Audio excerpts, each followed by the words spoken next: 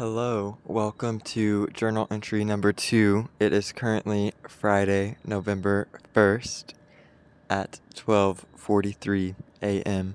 So Halloween just finished, and if you can't tell, yoinks! I'm Shaggy. I almost said Scooby. But it was interesting what happened today. It was good. Like, I had genuine fun. I had work today, which is delivering pizzas, and I was trying to get off earlier than I did to make it to a Halloween party at one of our friends' houses, and that everyone else was at already, and I was the last one to show up. But ended up, my manager couldn't check me out because I have to like turn in my money and my mileage and everything with a manager.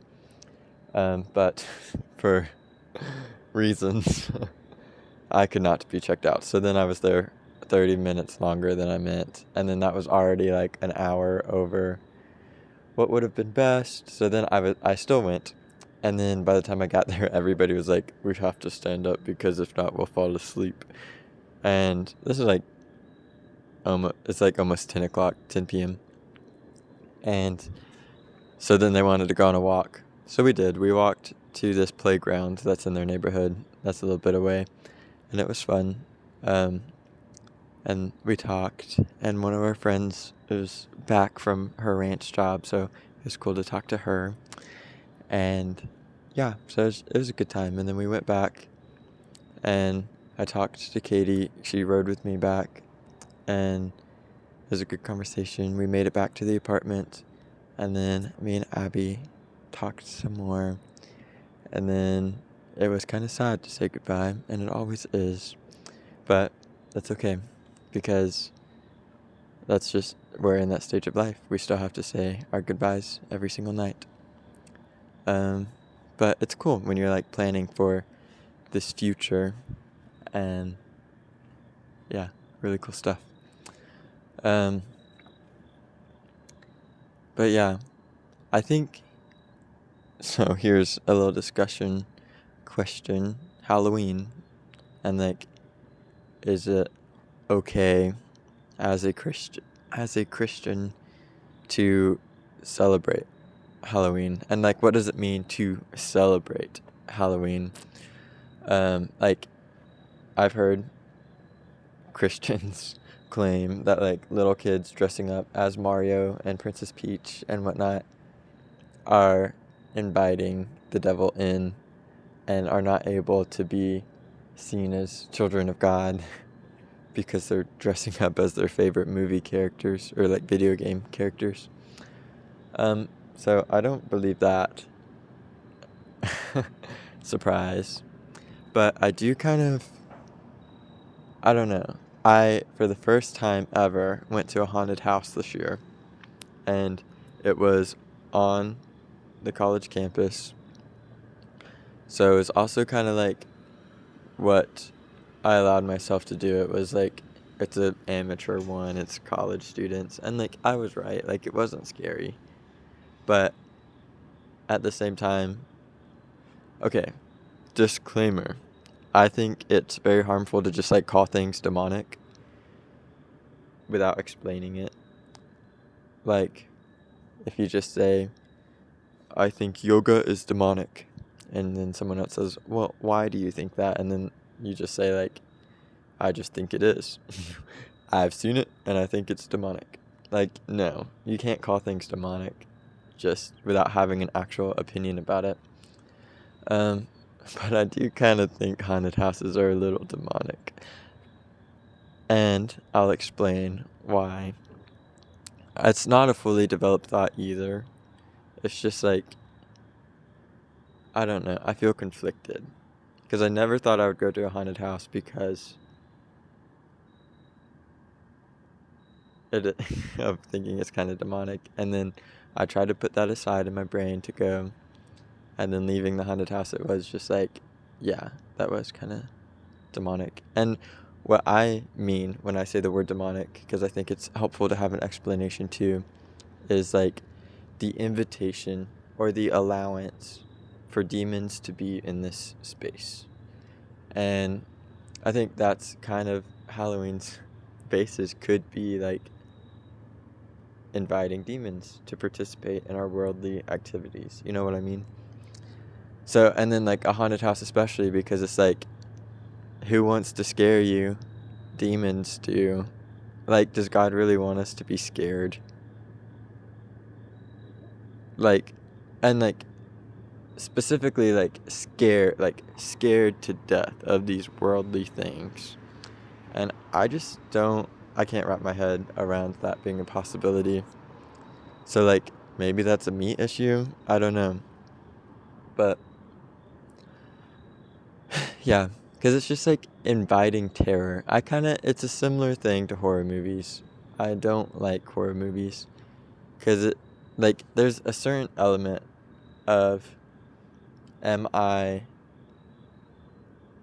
am I watching this? You know what I mean? Like, am I watching this because of mindless entertainment? And if so, is that allowing this entertainment to seep into my brain and it becomes part of my everyday thoughts?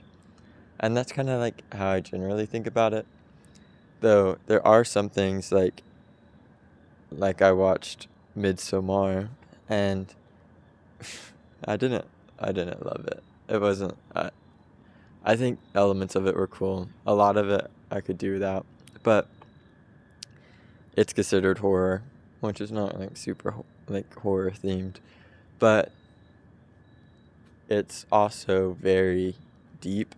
So like you can take away different thoughts and ideas, and like I did research it afterwards, and like I was curious about certain things and like what it meant in different aspects of it. So it's like, is what you're watching actively improving you? And if it's not, then what are you allowing to mindlessly get into your mind? So like, I think that's important with all things. Like, if you think the themes of Moana are not good, like if you are not okay with like what she does in the movie, but you just like, you like the movie, then mindlessly watching it, I think, is a bad idea, because it will just like get into your brain. But then if you're watching it with a critical mindset, then I think it's more okay to watch something that like you don't want to think like that movie, but you want to understand what that movie's trying to say. And I think that's the same with like a music genre that you don't like. You can listen to it for a story and like finding why this artist made what they made. If they're hurt, why are they hurting? Why would they make something like this? Why would they make something that you think on face value is so atrocious? And I think I'm gonna just like lean into a different topic with that, because I think that's interesting. With music, when an artist uses biblical themes, but they're not necessarily Christian, I think that is a really beautiful thing. And not to like try to sound like this like know-all person, but I think it is a lot of times a cry for help. And like they might not know it, but I also just believe that every aspect of us is for God. And like, even if we're an artist that is atheist, does not believe that any sort of gods rule this world, then they go about their way being an artist, being creative, but they don't know that what they're doing is God's work. You know what I mean? Like, they have the creativity because of God. And that can be acknowledged, that can be not acknowledged. I'm acknowledging it right now. Any art you've ever seen has God in it. Even if it's some demonic art piece, somebody used their talent given by God to make it. So I think like you can find God in everything. So then to look at a musical artist or just music in general and say, that's demonic, I will never, ever listen to them because what they're doing is disgusting. What they're doing is so disgusting, and I think it shouldn't exist, and I don't want to participate in it. I don't want to give them listens so then they continue to grow and whatnot. But if they're making you feel that way, I think it's more important to critically listen. Like Billie Eilish is a good example of like some Christians watch her music videos and think that is demonic. What she's doing is awful. And like it's like painful for them to see. And like it is a painful thing. She's doing something so deep, and like the When the Party's Over music video, I think is like the best music video ever made. Oh no, people are coming. But I think it's the best music video ever made. Hold on.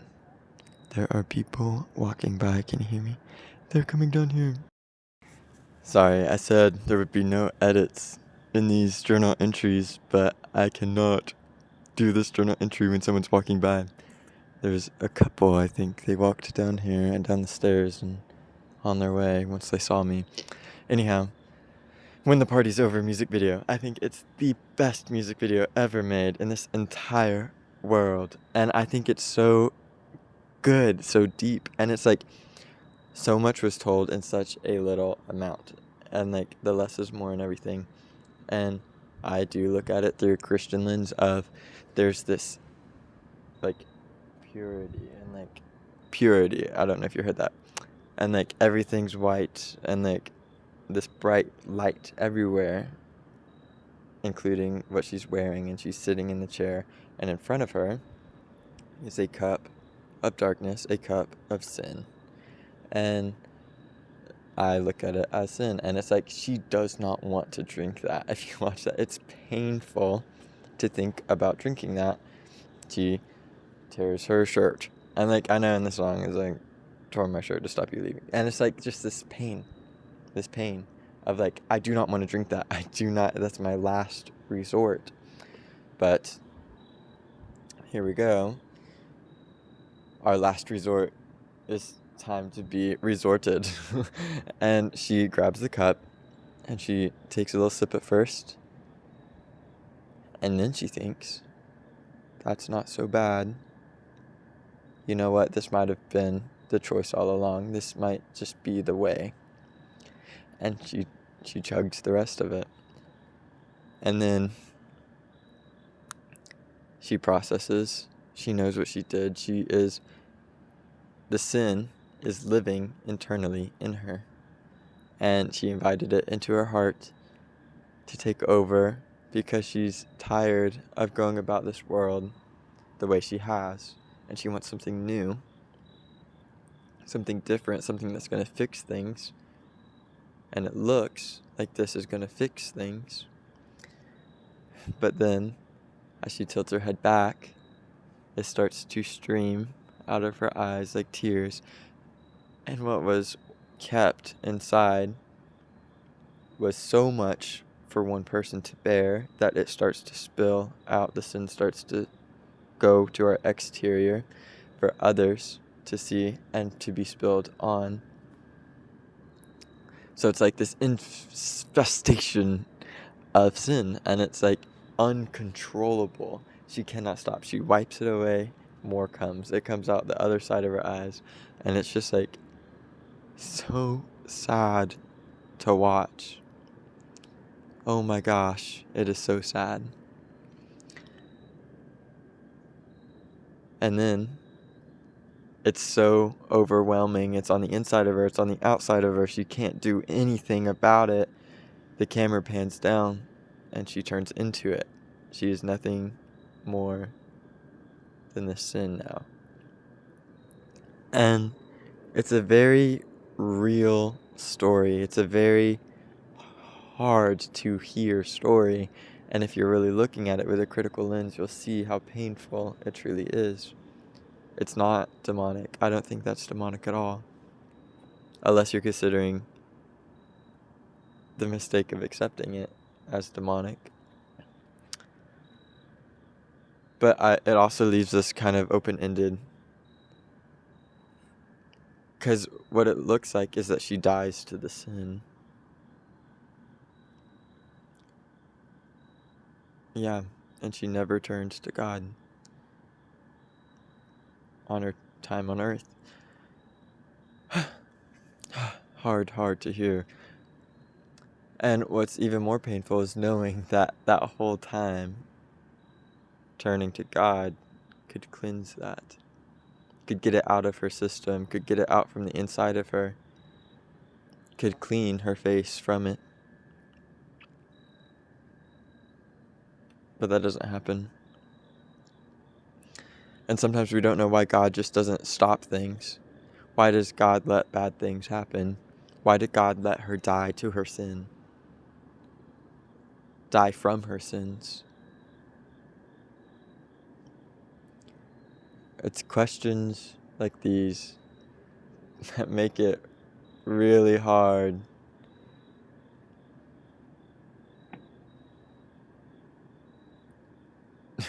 Just make life hard. Because it's like, I know God is good, God is faithful, God will always provide. But then how do you sit in front of somebody and tell them that God might not fix this hurt and this pain in their life? But the answer I have found to that is that God does. We just don't see it immediately, and sometimes we never see it. Like, I think bad things happen. God allows it to happen because if He didn't, then we wouldn't have free will. But after the bad experiences happen, if we bring it to God, God can morph it into something good. Something learned. Something improved upon. Like, if someone beats me up, blood streaming from my nose and eyes, and my lip is cracked, and I say, God, why would you let this happen to me? I did not deserve that. I've been loyal to you. You should have protected me. But then, maybe I now know what it feels like to be beaten up that brutally. And I can maybe relate to other people that are innocently being harmed. I don't know. I've never been beaten up that bad, so what I would take from it, I would know after it happens. But I think there is something to take from it, and something that can improve your life quality after something so bad happens. You take it and you learn and you change. Anyway, I think that's good stuff. I think that is good stuff. And I think Billie Eilish is actually really cool. I think she's an awesome person, and the talent that God gave her is so cool. And just seeing her work and seeing her succeed is really awesome. But yeah. So, if anybody that's listening to this, apart from me in the future, when I look back on these little journal entries, remember to pray for the celebrities you look up to. Remember to pray for the celebrities that you study. If they have works of art that you're studying, pray for them. This is like healthy. It's healthy to pray for everybody. In a later journal entry, I can share my little vision about prayer and what it means. But, yeah. Okay, so Shaggy, yoinks, is actually saying this is it for this journal entry. Thank you for listening to future me, to Abby, to anybody else that might be listening to this. The camera quality is so bad that I don't think anybody will. But the lighting, the microphone, look at it. Look at this cool little microphone. It was a birthday present. Thanks, family. making me look rich. Okay, see you later.